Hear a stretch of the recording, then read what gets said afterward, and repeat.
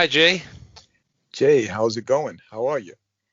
I'm just doing fine. Hot summer, trying to stay cool, the Yeah, usual. it is definitely on the humid hot side. So, we have something exciting to talk about today. It's something that many of our listeners experience in today's car market, and that is existing car shortages and how to buy or lease a car in times of these shortages. And you know it's interesting. That's something that I've heard about.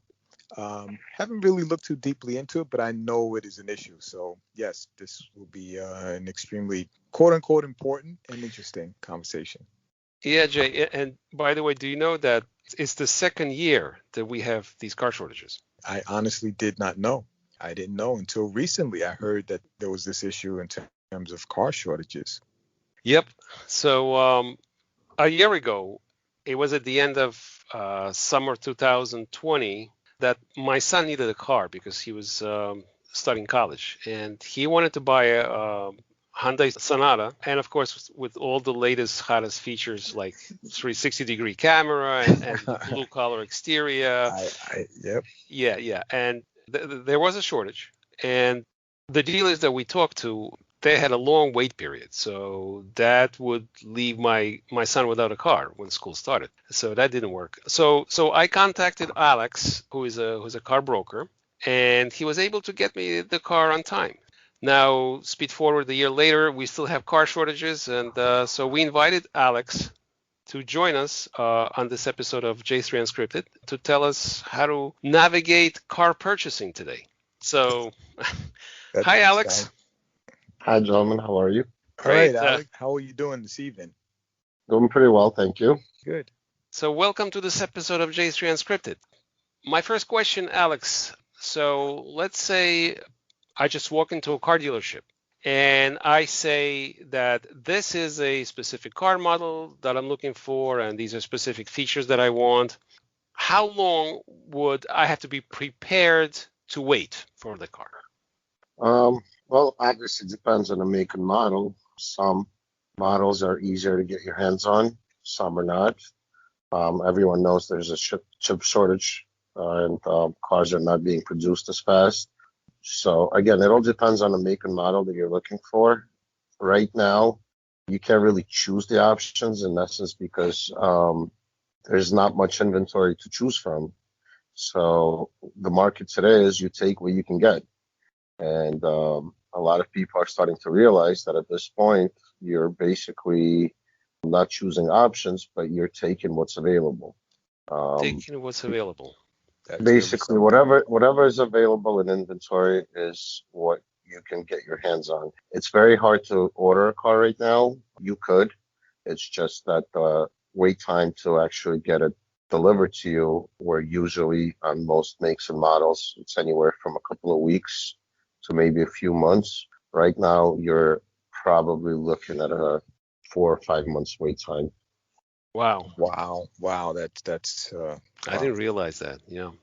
That could be too long, way too long. Might not work for a lot of people. So Correct.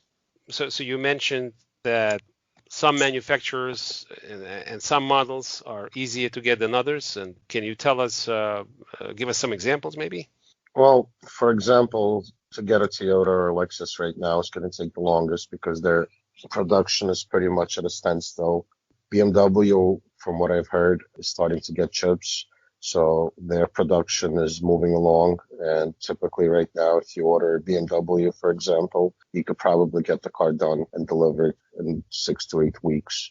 Some of the American models are also taking a little longer. Even in normal times, if you want a custom order GM or a Jeep or a Chrysler, wait time is usually about 2, 3 months for a custom order car. Right now, it's being pushed back to somewhere around 6 months of wait time.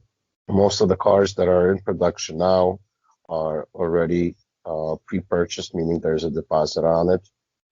So basically, you kind of go in the back of the line as far as ordering the car. Well, how do I put a deposit on it so that I'm in the front of the line? Well, you can't really be in the front of the line. I mean, most of the cars are spoken for, so you get a production number, and typically, like I said, with American cars right now, you're probably looking, if you put in an order now, you probably wouldn't get that car for at least 4 to 6 months. Jeez. I know that's wow, that's unprecedented. So basically, right now, you wouldn't be probably custom ordering your car. You would probably be trying to buy a car that's already at the dealership slot and whatever you can get your hands on. Hmm. Whatever you can get your hands on. I see. Now, Alex, you are a car broker. You are not a dealer. Can you explain to our listeners what you do and how you are different from a car dealer?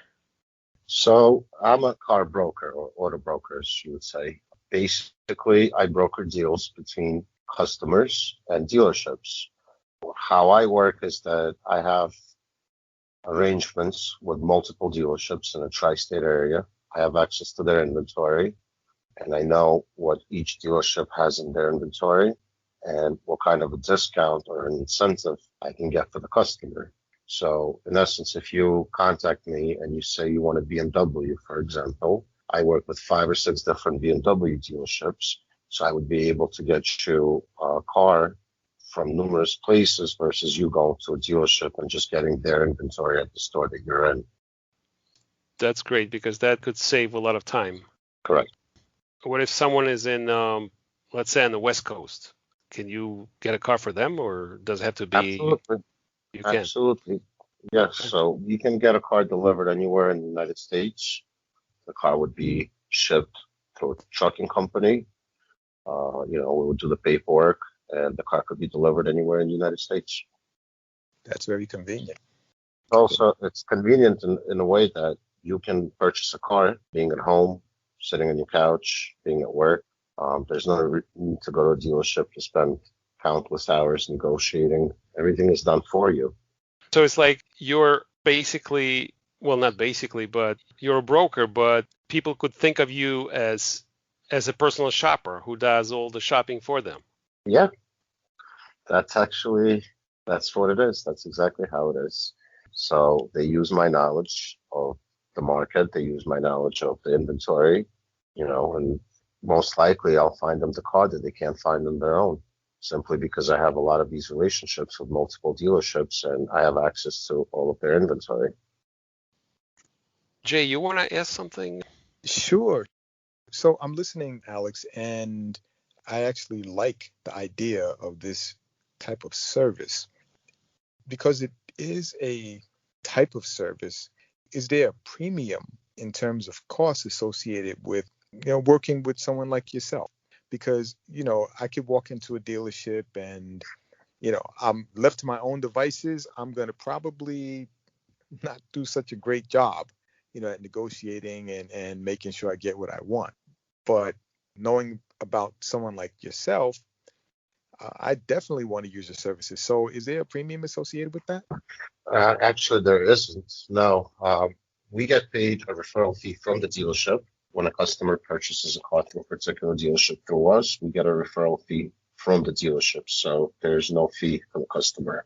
So That's amazing. Great. That's amazing. I'm listening to you, and I just recently purchased a car.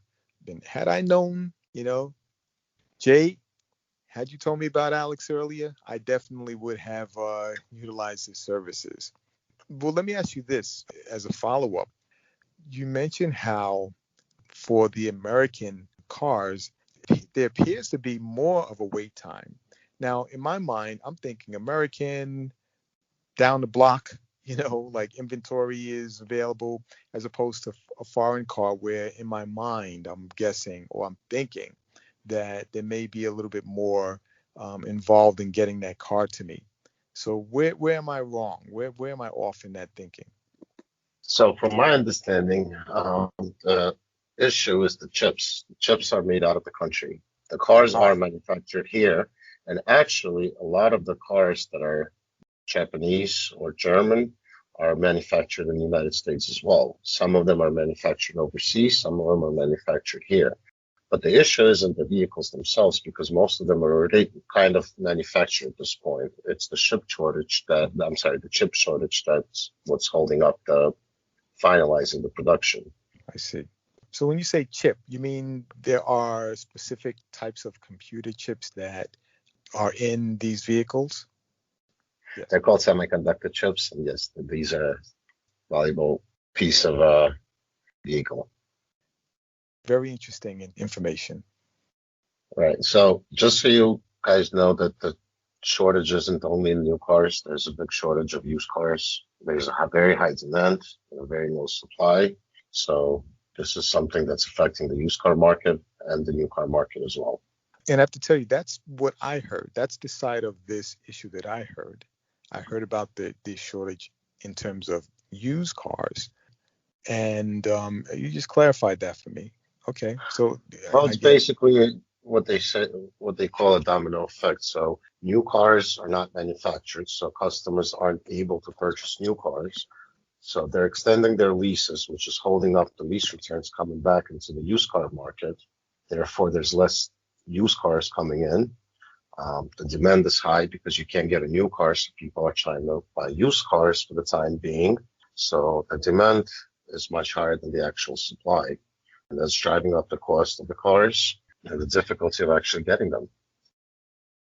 Alex, since we're talking about used cars, if someone wants to get a dealer certified used car and use your service, is that possible? Absolutely, of course. We do new cars, pre-owned certified cars, anything that's car related, we're able to help. I actually had a question sort of in line with the whole used pre-owned car issue. So I'm not sure if this, if you would know or have some responsive answer to this question, but so I'll just put it out there. Like, do you know what the market is like for, let's say, private sales of vehicles? Meaning, I have a vehicle, I've had it for a while. I want to get rid of it. Just in terms, so I look for someone to buy the car. Do you know what that market is like? Is it similar to, I guess, the commercial market where, people are buying used cars through dealerships or brokers? Is there just this shortage all around? Well, there is a shortage all around, and right now is a seller's market. So if you're looking to sell your car right now, would probably be the best time because the prices of the cars have skyrocketed, especially used cars. In some cases, they're up 25-30% from last year. What? Yeah, Oh my. prices have gone up a lot. So right now would be a good time to sell. Not necessarily the best time to buy, but definitely a good time to sell. Wow. Okay. Everyone is paying top dollar. Again, whether you're supply is low, demand is high. Yep, that's the old economic model, right? Supply and demand. Supply and demand. So, Alex, it just begs the question, how can our listeners get in touch with you if someone wants to use your services? They can definitely call me. Anyone who mentions your podcast would get a free gift. My phone number is 347-856-6175. That's wonderful. You guys, listeners, do you hear that? You got to get in touch with Alex. This gift is a Gulu car jump starter, and what it is a little device, tiny device, about 7 inches long by less than 4 inches wide, and it allows you to jumpstart your car without having another car next to it, so you can do it yourself. Very handy little device to have. Nice, very nice. It actually can charge your cell phone as well, so it's a portable charger. Well, as much as I use my cell phone for a hotspot, I think that'll come in very handy. Alex, thank you so much for your time. We've learned a lot about how to navigate in this difficult market, car market, automobile market. And I hope that this conversation helps our listeners and they can be ahead of the game having listened to this podcast. Definitely, Alex. I appreciate it myself simply because, not really being fully aware of what was going on. Thank you for having me on.